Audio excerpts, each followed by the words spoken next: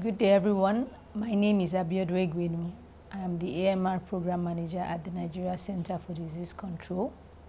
And today we'll be talking about rational use of antibiotics. The learning objectives for this session will be to understand the importance of rational use of antibiotics, identify key factors and applications in rational use of antibiotics, appreciate the role of knowledge and skills in rational use of antibiotics, develop confidence to apply the element of rational antibiotic use, and also develop the capacity to train, advise, and motivate professional colleagues and patients on rational use of antibiotics.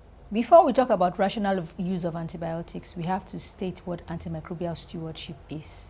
It is a set of coordinated strategies to improve the use of antimicrobial medications with the goal of enhancing patient health outcomes by reducing resistance to antibiotics or antimicrobials and decreasing unnecessary costs. You can also say antimicrobial stewardship is providing the right antibiotic to the right patient at the right time with the right dose via the right route and causing the least harm to the patient and future patients. There are 6 core elements for health facility antimicrobial stewardship programs, which includes leadership and commitment, accountability and responsibility, taking AMS actions, education and training, monitoring and surveillance, and reporting and feedback. The 7 key steps to establishing a healthcare facility antimicrobial stewardship includes undertaking a facility antimicrobial stewardship situation analysis, establishing a sustainable antimicrobial stewardship governance structure, prioritizing the health facility's core elements based on the situation analysis, identifying antimicrobial stewardship interventions and starting with the low-hanging fruits, developing a healthcare facility antimicrobial stewardship action plan, implementing these interventions, and then monitoring and evaluating the interventions. So when we talk about rational use, what does this mean? According to the National Drug Policy, this is using the right drugs for the right indications in the right dose and dosage form for the right duration. Why is rational use of antimicrobial agents important? It is important because we want to avoid the frequent problems of under-prescription or over or inappropriate prescriptions, that is using antibiotics for non-bacterial infections, even using new expensive drugs when there are cheaper alternatives. Antimicrobials should always be prescribed in view of the best practices of antimicrobial stewardship. When we talk about the principles of antimicrobial dosing, we have to take into consideration 2 key parts: pharmacokinetics and pharmacodynamics. So, pharmacokinetics talk about what the body does to the drugs. That is the relationship between the dose given and the concentration in the body. It is affected by physiological processes such as absorption of the drug, distribution, metabolism, and even elimination from the body. And when you talk about pharmacodynamics, this is what the drug does to the body. This is the interaction between the drug concentration and the pharmacological effects. This relates to the concentration of the drug, that is its ability to kill or inhibit the growth of a pathogen. So in talking about antimicrobial stewardship and rational antibiotic use, we have to apply the golden rules of antimicrobial prescribing. We call this the Mind Me rule. Mind Me means microbiology guides therapy wherever it is possible. Indications should be evidence-based. The narrowest spectrum of the antimicrobial agent should be used, and that is what is required. We should dose appropriate to site and type of infection. You need to minimize duration of therapy and ensure monotherapy in most cases. So let us go to the first M, which is microbiology guides therapy wherever possible. Microbiology should guide antimicrobial therapy. Diagnostics is what differentiates a hospital from other care sources. This is very important and is integral to patient management. When you are talking about antimicrobial activity, this is measured by either non-automated systems, that is disc diffusion. We can also use minimum inhibitory concentrations or other dilution methods. Or you can even use automated systems, such as some blood culture automated systems, or what we call the antimicrobial susceptibility testing machines, such as the Vitex systems. In addition, when we say microbiology should guide antimicrobial therapy, this means that the clinician needs to request some tests to actually check for the bacteria that is causing this infection and also the best treatment for this infection. So a clinician should actually request what we call a microscopy, culture, and sensitivity, and the laboratory will conduct a disc diffusion or some other antimicrobial susceptibility testing. And when this antimicrobial susceptibility testing is conducted, a zone of inhibition is generated when disc diffusion methods are used, where the pathogen is said to either be susceptible, that is sensitive, or intermediate or resistant to the agent. Usually, when smaller zones of inhibition are seen, this means that the susceptibility of this microorganism to the antimicrobial agent is lower, and this can also indicate a potential antimicrobial resistance, and it also shows that patient cure, the chance of patient cure, is reduced. A study was conducted in 2 hospitals in Nigeria from October 2020 till May 2021. From this data, we see that 2,924 sepsis patients presented in these 2 hospitals. Out of this, 80 had blood culture requested.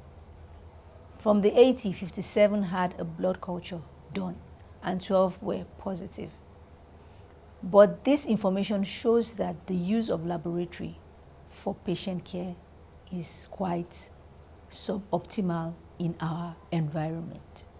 And when clinicians were interviewed in these hospitals, we also saw that there were several factors that influenced a clinician's decision to request for blood cultures. Clinicians often requested for blood cultures when the patient's symptoms did not improve. This points to the fact that the patient may have received therapy. They only think of blood cultures when the symptoms do not change. Other reasons why blood cultures were not commonly requested was that people felt sepsis was not a common presentation in the hospital, and the financial burden of this test, that is the blood culture, was deemed as an issue by 22% of clinicians interviewed. In addition, the long turnaround time. One clinician stated that in this hospital, blood culture takes up to 2 to 3 weeks. Because of this, a lot of clinicians declined sending their patients for blood cultures. But we do know that microbiology is important. Why is microbiology important? Why are these results important? The first is they help the clinician in selecting the most appropriate antimicrobial agent. For example, if an intermediate zone of inhibition is noticed, to achieve clinical cure, you have to use higher doses or more frequent doses. If a resistant result is noted, then you select an antimicrobial that is an antimicrobial to which the pathogen is susceptible. So these are some reasons why these results are important. In addition, you can customize dosing of antimicrobial agents, taking into account the susceptibility of the pathogen, the patient's profile, and also the pharmacokinetics of the drug, e.g., blood-brain barrier. When we use microbiology to guide therapy, we can also ensure cost savings. This means that with targeted antimicrobial therapy, we reduce hospital stay and increase chances of cure. In addition, the data that is generated can be used to provide what we call an antibiogram, which will feed into the treatment guidelines and supports data-directed empiric therapy. The second golden rule states that indications should be evidence-based. So how do we generate evidence? We must take a history. For example, for sepsis, history of fever, hypothermia, or one sign of severity should point towards sepsis. Signs such as hypotension, confusion, in some cases increased respiratory rate, or suspicion of some other severe infection. In Nigeria, vital signs measurement is still an issue. From these two hospitals, we looked at measurement of vital signs such as temperature, heart rate, respiratory rate, blood culture, and even documentation of conscious status. Even though these vital signs may have been measured, we can see that the documentation shows that a lot of variables or a lot of data still remains missing. In addition, for this suspected sepsis patient, we also looked at tests, laboratory requests for malaria and even for white blood cell counts. A lot of these patients had the malaria parasite test requested, but a significant number, about half, did not have the white blood cell count either not requested or not documented. Our indication should be evidence-based. We need to look for the focus of infection. This is very critical. We also need to link the patient's indication to antimicrobial therapy. If we do not find the evidence of infection, then antimicrobials should not be prescribed. History taking and physical examination are key, and laboratory should guide therapy. We also need to document, and document. The third golden rule states that the narrowest spectrum of antimicrobial agents is required. When we want to select the narrowest spectrum of antimicrobial agents, we need to use our access watch and reserve classification. Why is this important? The access watch and reserve classification helps us to reduce antimicrobial use by categorizing antimicrobial agents into first line, second line, and also last resort options. The AWARE classification emphasizes the importance of the appropriate use of antimicrobial agents and also supports the development of tools that support antimicrobial stewardship, such as the essential medicine list and the standard treatment guidelines, both at local, national, and global levels. So our access antibiotics are narrow spectrum antibiotics. They can also be broad spectrum, and they are active against a wide range of common infections, but they should be the first or second choice antibiotics for empiric therapy. They offer the best therapeutic value while minimizing the potential for resistance and should constitute 60% of the antibiotics consumed. Our watch antibiotics are broader spectrum antibiotics and should be used sparingly for specific infections. That is, infections that are considered serious. These should be prioritized as key targets of stewardship programs and monitoring. And this also is the target for reserve antibiotics that are last resort options that should be used only when other alternatives have failed. Examples of access antibiotics include penicillins, first generation cephalosporins, some aminoglycosides, metronidazole, nitrofurantoin. Our watch antibiotics are second and third generation cephalosporins, carbapenems, and macrolides, while our reserve antibiotics are fourth and fifth generation cephalosporins, polymyxins, phosphonates, and tetracyclines. The fourth rule states that dosage should be appropriate to site and type of infection. The focus of infection is very, very critical. In the study I earlier mentioned, over 60% of the patients did not have a focus of infection stated, followed by a significant proportion stating gastrointestinal or respiratory tract as the focus of infection. This is still a challenge in the country. So infectious diseases are caused by a number of pathogens, and knowing the site and type of infection is critical to providing the correct antimicrobial agent and also providing the correct infection prevention and control measures. Infections can be spread either from person to person via direct contact. It could be zoonotic, that is from animals to persons. It could be water or foodborne. It could be via droplets in the environment or could be by insects and other arthropods such as mosquitoes. When we also talk about dosing according to site and type of infection, the signs and symptoms can also point to the site of infection. If a person has issues with, for example, if the person has diarrhea, then it could point to a gastrointestinal infection in that instance. When we are considering antimicrobial dosing, we have to consider host-bug-drug interactions. Talking about the host, the patient's physiology is very critical. Talking about the bug, the antimicrobial susceptibility testing is very important. The result of this testing is critical when you talk about antimicrobial dosing. And for the drug, the microbiological spectrum and chemical properties of these antimicrobial agents are important. Are they agents that work against gram-positive organisms, or are they agents that work against gram-negative bacteria or anaerobes? This is important in antimicrobial selection and dosing. In addition, some drugs work better in some sites. We also need to use the antibiogram to guide hospital guidelines. A lot of the patients that present in the hospital may not have access to antimicrobial susceptibility testing or microscopic culture and sensitivity in this case due to several factors.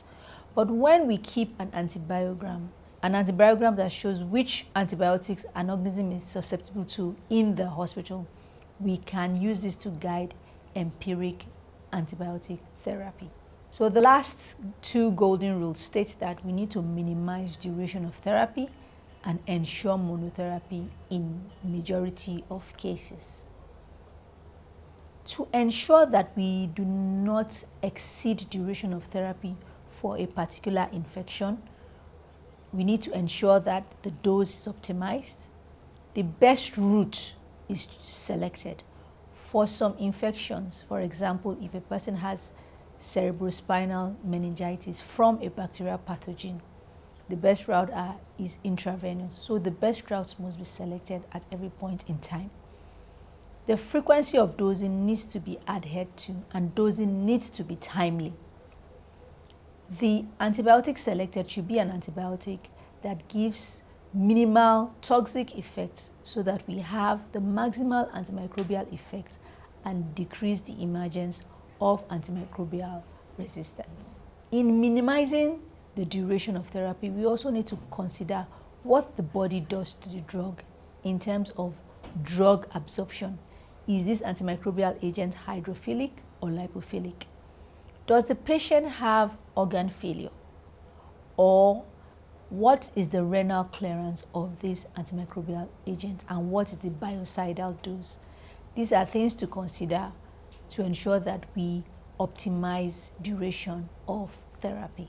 We also need to consider what the drug does to the body. Is this agent a time-dependent agent? Is this antimicrobial time-dependent? If it is time-dependent, we need to have frequent doses to maintain concentration of the agent throughout the dosing interval. Is it concentration dependent? Then we need a certain concentration to gain this effect. In this wise, all health workers must come together to support optimization of the duration of therapy: the clinician, the pharmacist, and the nurse attending to the patient. And also, while we are optimizing duration of therapy, there are special patient groups to consider. Does this patient have a trauma? Is it a sepsis patient? Is it a patient with meningitis? Is it a patient with a comorbidity such as cystic fibrosis, pancreatitis, severe liver failure, or other comorbid conditions? These are things to consider during antibiotic prescriptions. In addition, side effects of antimicrobial agents can also affect optimization of duration of therapy. The commonest side effects of antimicrobial agents are gastrointestinal side effects. A fever can also occur, or some allergic reactions. There are other reactions that could occur, such as photosensitivity to discoloration, heart problems.